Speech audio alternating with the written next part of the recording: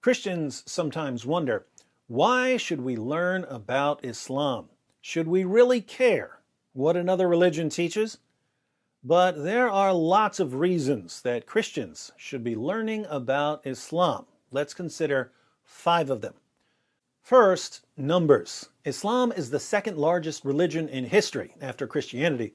There are about 1.6 billion Muslims in the world, which is more than a fifth of the world's population. And according to many sources, Islam is the fastest growing religion in the world. So Islam is big and it's getting bigger. When that many people believe something, it's a good idea to learn what they believe. Second, clarity. Christians can't communicate the gospel clearly to Muslims without understanding what Muslims believe, because the Quran distorts the meaning of Christian claims. For instance, Christians claim that Jesus is the Son of God. But when we say Jesus is the Son of God, Muslims think we're claiming that God had sex with a woman and produced Jesus as an offspring. They believe this because the Quran says, "How can Allah have a son when he has no wife?"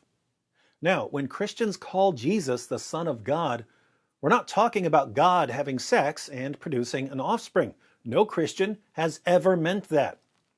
But that's what Muslims think we mean because the Quran says that's what it means to call someone the Son of God. There's a similar problem when it comes to the doctrine of the Trinity.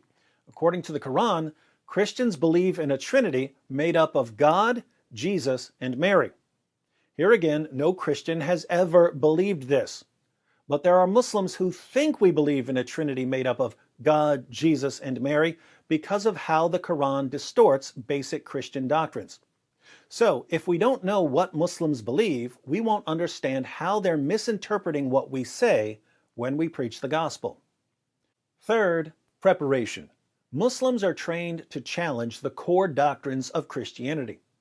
Jesus taught his followers lots of things, but when they preached the gospel in the book of Acts, they preached that Jesus is the divine Son of God who died on the cross for sins and rose from the dead. Deity, death, and resurrection. These are the 3 core teachings of the Christian gospel.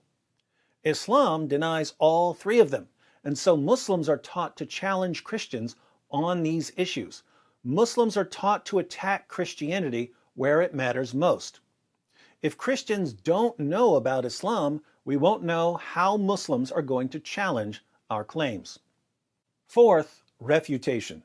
Many Muslims are so confident that Islam is true, they usually can't take any opposing religious claims seriously. Muslims have been told all their lives that Islam is confirmed by science and mathematics and history. They've been told that the Quran has been miraculously preserved and that Muhammad was the greatest man who ever lived. They've been trained to have complete confidence in their religion.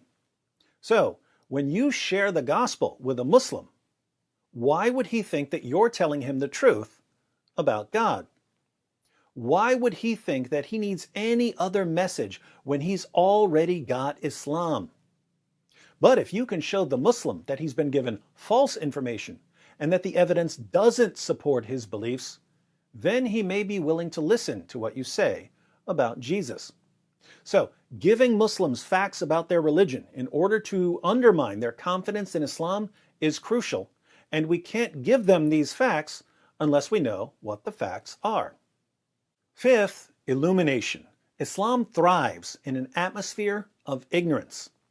When you meet a convert to Islam, you'll almost always find that he was given false information about Islam in order to convince him to convert. The reason so many people fall for this false information is that there's a general atmosphere of ignorance about Islam, which allows Muslim preachers to say just about anything they want because no one's going to challenge or correct them. A favorite tactic of these preachers is to adapt their message to the values of their audience. If a Muslim preacher is talking to people who believe in women's rights, he'll say, "You believe in women's rights? Muhammad was a champion of women's rights. He was probably the greatest defender of women who ever lived." If the preacher is talking to someone who believes in science, he'll say, The Quran is filled with scientific claims that could only be verified centuries after Muhammad's death. Science proves that Islam is the truth. When there's a general atmosphere of ignorance about Islam, many people will believe what they hear from these Muslim preachers, and many people will convert to Islam. The only way this is going to stop is if the Christian community gets to a point where we know enough about Islam to refute false claims. When a Muslim preacher says, Muhammad was a champion of women's rights, hands need to go up to challenge him and to bring up Quran verses that refute him. So, Islam is already a massive religion and it's growing rapidly. Muslims often don't understand the gospel because they're misinterpreting our claims based on the Quran's distortion of basic Christian doctrine. Muslims have been taught to criticize core Christian doctrines, and it's a good idea to understand their objections. Many Muslims can't take the gospel seriously until their own beliefs have been challenged, and people are converting to Islam due to a general atmosphere of ignorance. All of these are reasons for Christians to read some books and to watch some videos so that the church can respond effectively to the challenge of Islam.